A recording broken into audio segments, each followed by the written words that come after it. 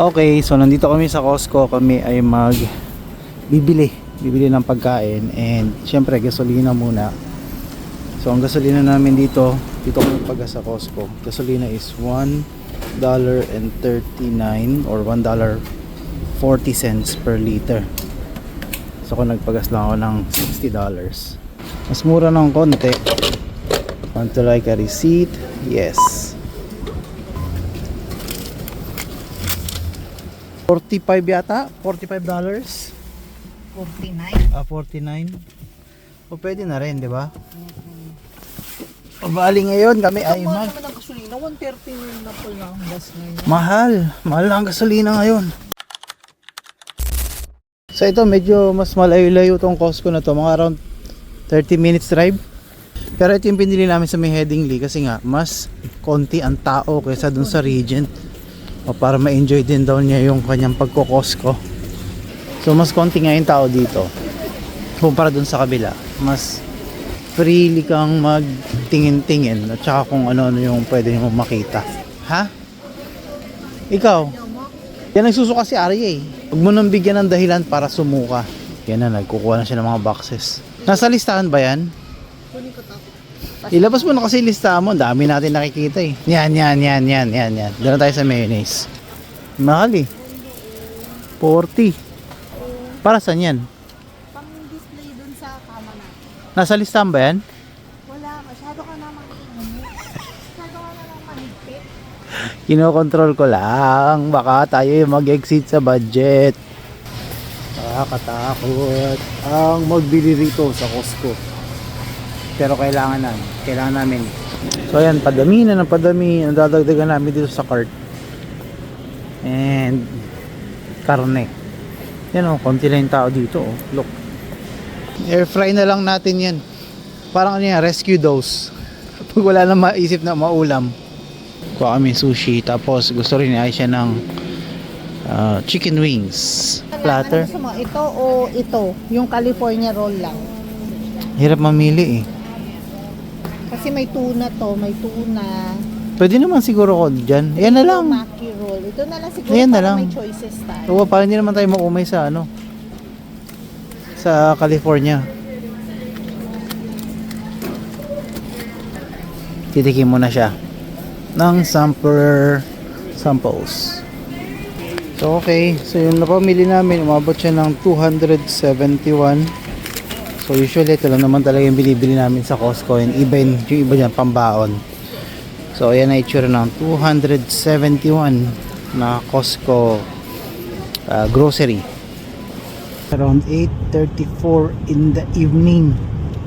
So nag-snow na naman kanina, and yung garahe na naman syempre, yung driveway lilinisan. Pero hopefully by the next few weeks, maybe next week or 5 days from now, magiging maganda na yung weather dito sa Winnipeg. And that is something that we're looking forward.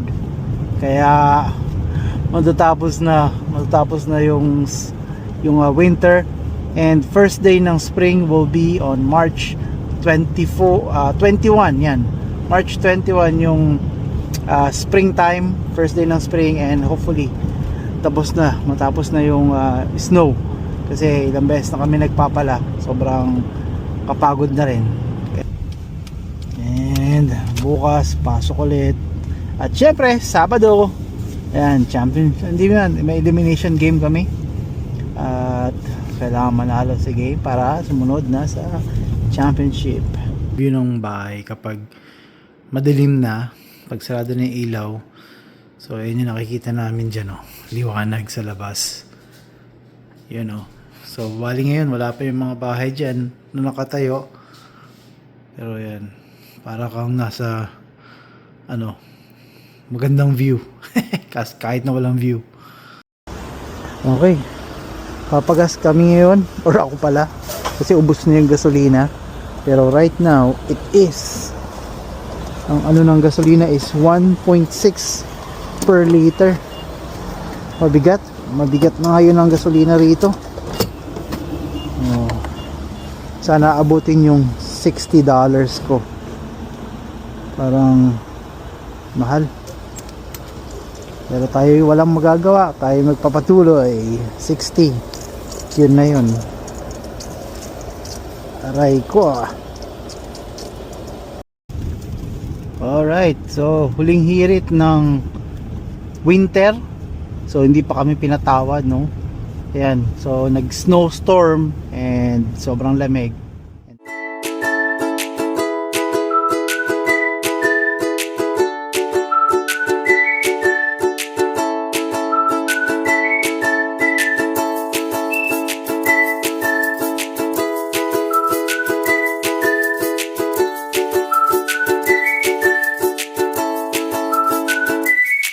Okay, so ngayon bago ako umuwi, galing ako ng Yangs.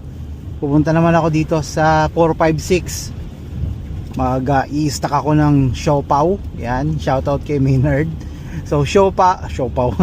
Bila ako ng siopaw na special na asado at special asado, yan.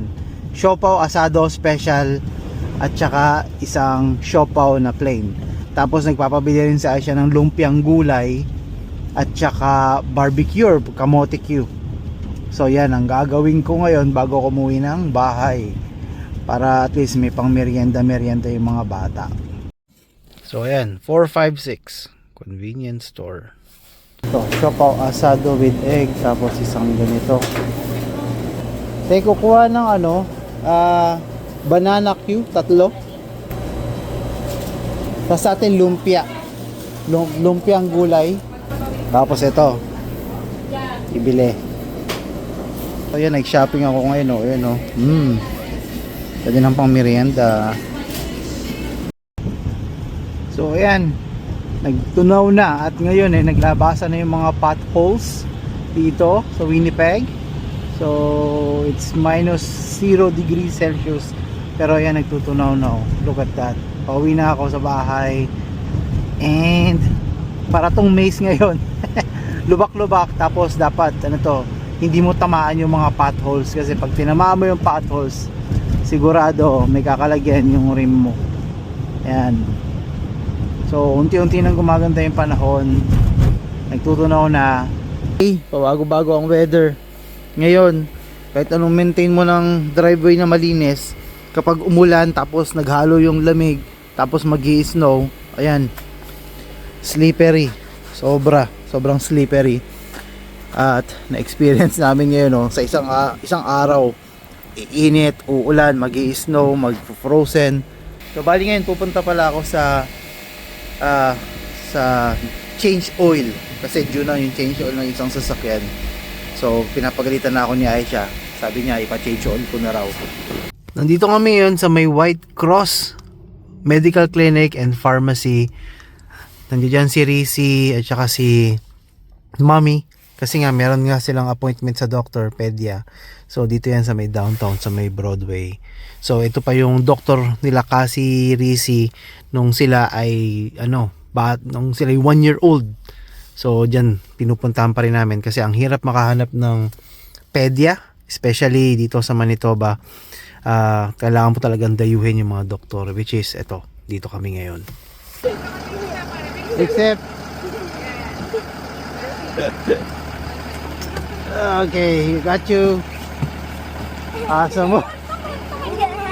She's playful. You take care, have a good day.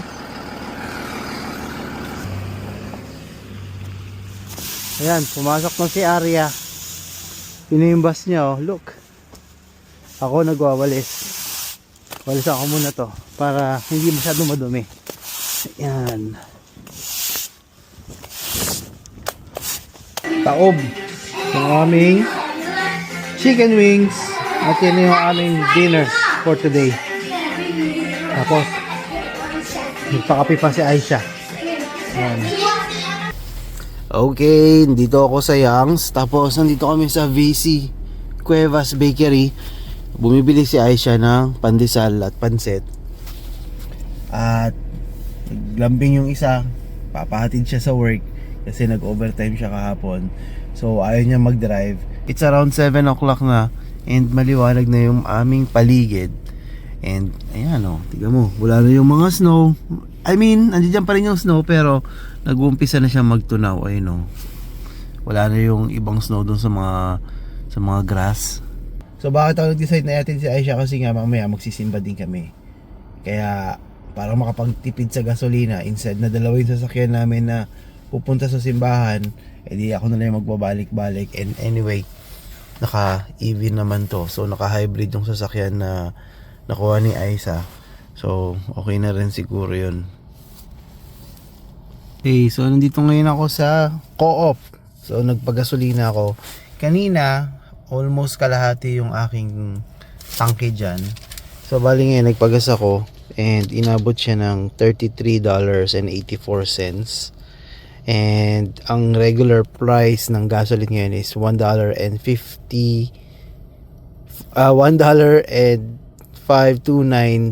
per liter. So ayan. So siguro isa sa mga gagawin kong technique din ngayon siguro dahil sobrang taas ng gasolina, beyond normal dun sa dati na $1 and something, siguro magpapagas na lang ako every time na magiging kalahati para at least hindi masyadong mabigat, hindi masyadong masakit. Kasi nung full tank ng dati is around, sa dito sa sasakyan na to is around $50 naka full tank na yung sasakyan, pero 50 to 60 yata, mga ganyan. Depende sa presyo ng gasolina, pero ngayon tingnan mo $33.84. Halos kalahati lang. So yun na lang muna siguro gagawin ko for the meantime para hindi rin mabigat sa budget na mag-release ng malakihan sa gasolina. So paunti-unti yan. Tapos ako ay magka-car wash na rin para medyo malinis-linis yung sasakyan. At so far naman maganda naman yung panahon, kaya let's give a good car wash dito. Yan. Yan sa Co-op. So dito na lang ako dahil malapit-lapit to sa amin. Para pag tuyo, mabilis lang. Ganyan lang car wash, laser wash. Oh no, oh no. Hey boy. Let's go. So yun po ang aking guide. Ngayon ang ginagawa nila ay washing. Yan, basic lang muna ang aking car wash for today. No fancy, no ek labu. So yan, basic car wash lang. Kasi medyo madumi pa talaga dun sa labas. Tatanggalin ko lang yung first layer ng dumi para malagyan ulit ng panibagong dumi. Tignan mo, ang ganda ng umaga oh. Everyday pag ito yung nakikita ko talaga, papapa thank you Lord ka na lang talaga. As in everyday. Lalong lalo na inumpisahan namin to. Sobrang ay thank you Lord na lang talaga every single day. Ayan. Yung nagumpisa ka at nakita mo to nung umpisa talaga na naghahanap ka or binibuild mo yung pangarap na bahay na gusto mo or parang pangarap na lugar mo. Ayan o. Ngayon marami na rin mga bahay o nag-uumpisa na rin mag-build ng bahay dito. And katulad niyan, dati isang malaking field lang yan, ginagawa pa nila tong roundabout, tapos may makikita ka ng bahay doon, nagbi-build na sila. O ayan, tapos meron pang pato, dock, kasama yan sa binabayaran mo. So may mga bahay na oh, ayan. Yan. Tapos may nakatira na rin dito dalawa dyan sa kabila. And then may binibuild na naman panibago. Ay nako, baka siguro this coming summer sobrang mag-uumpisa na tong development na nandito. And makikita mo, ayan, dati dinadaanan bakante lang, ngayon meron na silang mga hukay. Ayan. Tapos yung doon dine-develop na rin no, sa kabilang side. So saan ka pa? Ay nako, thank you lo. Mapapa-thank you ko na lang every single day.